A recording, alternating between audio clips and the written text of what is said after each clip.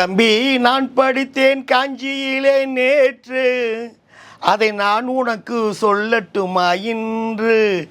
என்றும் நல்லவர்க்கு வாழ்வு வரும் நாளை, இது அறிஞர் அண்ணா எழுதி வைத்த ஓலை. புரட்சித் தலைவர் ஒரு கவிஞருக்கு தனது நடிக்கக்கூடிய அந்த திரைப்படத்திலேயே ஒரு அங்கீகாரம் தர்றாரு, அவருக்கு ஒரு நல்ல மரியாதை தர்றாரு. அது என்ன படம், அந்த பாடல் காட்சி என்னங்கிறது தான் இப்போ நம்ம பார்க்க போகிறோம்.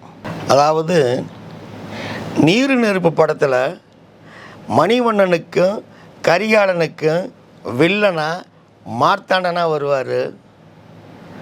அடிமை பெண் படத்தில் வேங்கை மலையானுக்கும் வேங்கையனுக்கும் வில்லனா செங்கோடனாக வருவார்.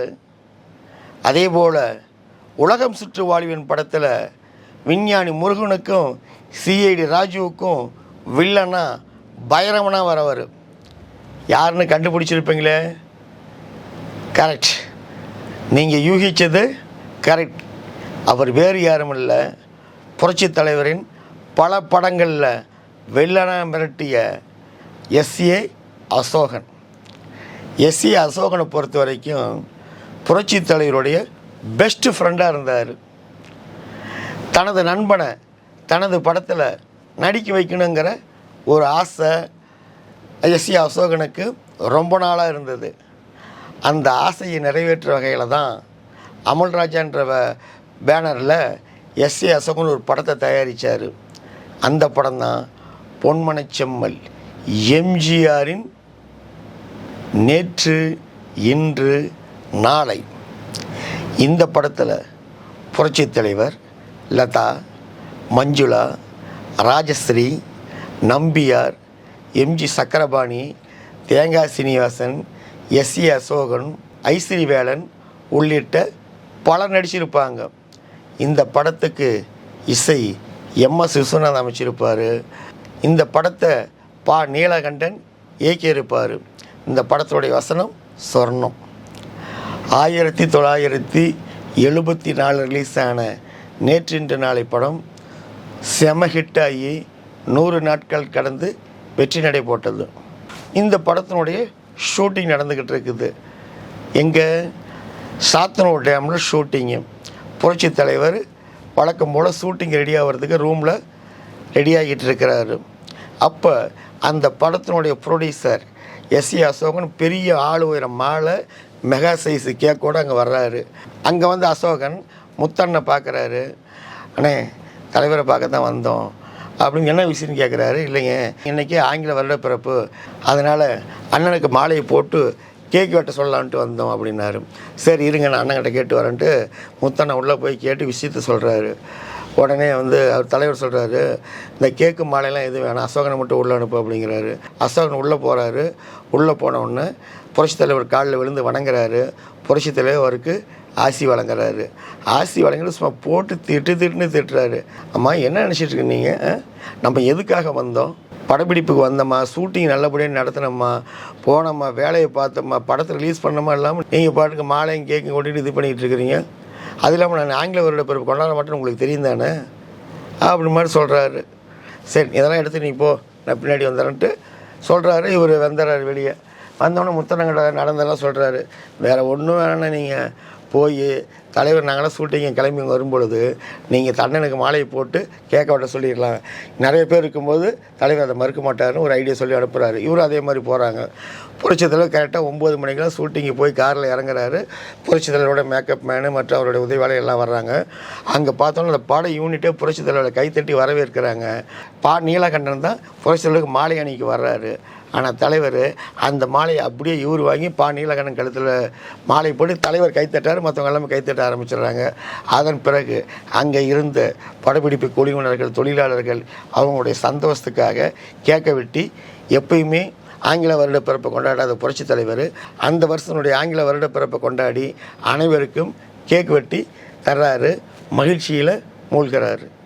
ஆக 72வது வருஷம் நடந்த அந்த படப்பிடிப்பில் புரட்சித் தலைவர் தொழிலாளர் தோழர்களுடன் சேர்ந்து அந்த ஆங்கில வருட பிறப்பை கொண்டாடுறாரு.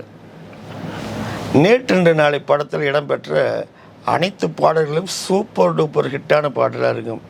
எடுத்த உடனே ஃபஸ்ட்டு என்ட்ரன்ஸ்லேயே தலைவர் சும்மா தொப்பி கண்ணாடி மஞ்சள் கலர் கோட்டு ஃபேண்ட்டு போட்டு அட்டகாசமான பாட்டு. பாடும்போது நான் தென்றல் காற்று பருவ மங்கையோ தென்னங்கீற்று. அடுத்து அங்கே வருவது யாரோ அது வசந்தத்தின் தேரோ வசந்தத்தின் தேரோ.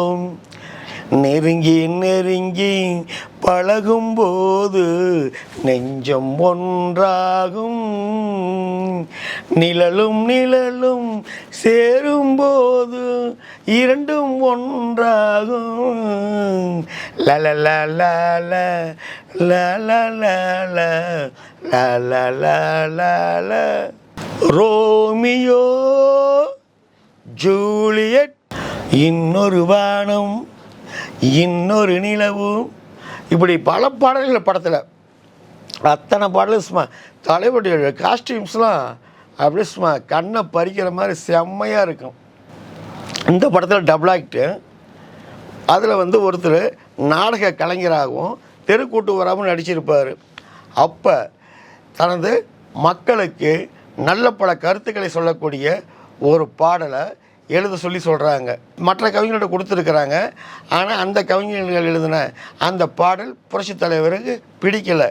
அதாவது இந்த படத்துடைய டைட்டிலும் அதில் இடம்பெற அளவுக்கு எழுதணும் அப்படின்னு சொல்கிறாரு. கவிஞர் அழகா அற்புதமாக அட்டகாசமான ஒரு பாடலை எழுதி தர்றாரு. எம்எஸ் விஸ்வநாதன் இசையமைப்பில் உருவான அந்த பாடல் இன்றைக்கும் நமக்கு கேட்க கேட்க அவ்வளோ ஒரு இனிமையான பாடலாக இருக்கும். குறிப்பாக அரசியல் மேடைகளில் அரசியல் பொதுக்கூட்டங்களில் இந்த பாடல் ஒலிக்காத இடமே இல்லைங்கிற அளவுக்கு அப்பேற்பட்ட ஒரு சிறப்பு வாய்ந்த பாடலாக இந்த பாடல் இருக்கும். அது என்ன பாடல் தெரியுங்களா? வீட்டுக்கெல்லாம் வெளிச்சம் போட கொடுத்த பணத்திலே சிலர் வெளிச்சம் போட்டு வாழ்ந்து விட்டார் நகர சபையிலே. ஒரு நாள் இந்த நிலைமைக்கெல்லாம் மாறுதல் உண்டு, அந்த மாறுதலை செய்வதற்கு தேறுதல் உண்டு, அந்த மாறுதலை செய்வதற்கு தேறுதல் உண்டு. அப்படிங்கும்போது இந்த வரி வரும் பொழுது திண்டுக்கல் பாராளுமன்ற தொகுதியில் கே மாயத்தேவர் வெற்றி இரட்டை சின்னத்தில் வெற்றி பெற்றார் அப்படிங்கிற ஒரு டைட்டில் காமிப்பாங்க. ஏன்னா ஃபஸ்ட் எலெக்ஷன் தலைவர் அதிமுக ஆரம்பித்து முதல் சந்தித்த திண்டுக்கல் பாராளுமன்ற எலெக்ஷனில் அதிமுக இரட்டை இலை சின்னம் வெற்றி அடைஞ்சது அப்படிங்கிறது அதில் காமிச்சிருப்பார். இந்த பாடலில் புரட்சி தலைவர் வீதி கூட்டிக்கிட்டு இருப்பார். அப்போ அங்கே ஐஸ்வரி வேலன் அவர்கள் அண்ணா படம் போட்ட ஒரு புக்கை வச்சுருப்பார். அந்த அண்ணா படம் போட்ட புக்கோட தலைவர் அப்படியே ஆசையாக வாங்கி பார்ப்பார். அதை விரித்து பார்க்கும் பொழுது தான் பாடல் வாலி தம்பி காஞ்சியிலே நான் படித்தேன் நேற்று அப்படின்னு தலைவர் படிப்பார். ஆக கவிஞர் வாலி அவர்களுக்கு அவருடைய திறமைக்கு ஒரு அங்கீகாரம் கொடுத்துருப்பார், மரியாதை கொடுத்துருப்பார், அவர் பேருக்கு ஒரு சிறப்பு சேர்த்திருப்பார். இன்னொரு லைன் அதை படிப்பார், இசை எம்எஸ் விஸ்வநாதன் அப்படின்னு படிப்பார். இதுவும் திரு இசையமைப்பாளர் எம்எஸ் விஸ்வநாதனுக்கு புரட்சி தலைவர் கொடுத்த ஒரு அங்கீகாரம், ஒரு கௌரவம். அதே போல் டிஎம்எஸ்க்கு சொல்லியிருப்பார் பாருங்க, உலகம் சுற்று வாலிபன் படத்தில், உலகம் அழகு கலைகளின் சுரங்கம் பருவச்சிலைகளின் அரங்கம் காலமே தேடிவா காதலே ஓடிவா. இந்த பாடலுக்கு புரட்சி தலைவரும் சந்திரகலாவும் எக்ஸ்போ 70 பாட்டு பாடி ஆடிக்கிட்டு இருப்பாங்க. அவங்க தனது அண்ணனான விஞ்ஞானி முருகனையும் அண்ணி மஞ்சுளாவையும் தேடிக்கிட்டு இருப்பாங்க. இவங்க இந்த பக்கம் விஞ்ஞானி முருகனும் மஞ்சுளாவும் அந்த பாடல் வரிகளை கேட்டு டக்குன்னு நிற்பார். உடனே மஞ்சுளா தலைவர்கிட்ட கேட்பாங்க, ஆமாம் ஏன் நின்ட்டீங்க அப்படிம்பாங்க. அப்போ தலைவர், அதாவது டிஎம்எஸ் குரலில் பாடக்கூடிய அந்த உலோகமாக அழகு கலைகளின் சுரங்க இந்த பாடல் வரிகளை கேட்டு புரட்சி தலைவர் சொல்லுவார், என் தம்பி ராஜுவோட குரல் மாதிரியே இருக்குது அப்படிம்பார். ஆக இது புரட்சி தலைவர் டிஎம்எஸ் அவர்களுக்கு கொடுத்த அவரது திறமைக்கு கொடுத்த மரியாதைன்னு சொல்லலாம், அங்கீகாரம்னு சொல்லலாம், கௌரவம்னு சொல்லலாம். ஆக அவங்க திறமைக்கு ஏற்ற மரியாதை செஞ்சார். அவங்கள பல பதவிகளை உட்கார வச்சு அழகு பார்த்தார் தமிழக முதல்வராக இருந்த புரட்சித் தலைவர் எம்ஜிஆர். இந்த வீடியோ உங்களுக்கு பிடிச்சிருந்தா லைக் பண்ணுங்கள், ஷேர் பண்ணுங்கள், கமெண்ட் பண்ணுங்கள். மறக்காமல் எம்ஜிஆரும் ஏஎஸ்ஆர்எம் டிவியை சப்ஸ்கிரைப் பண்ணுங்கள். வணக்கத்துடன் உங்கள் ஏஎஸ் ரவிச்சந்திரன். பாய்.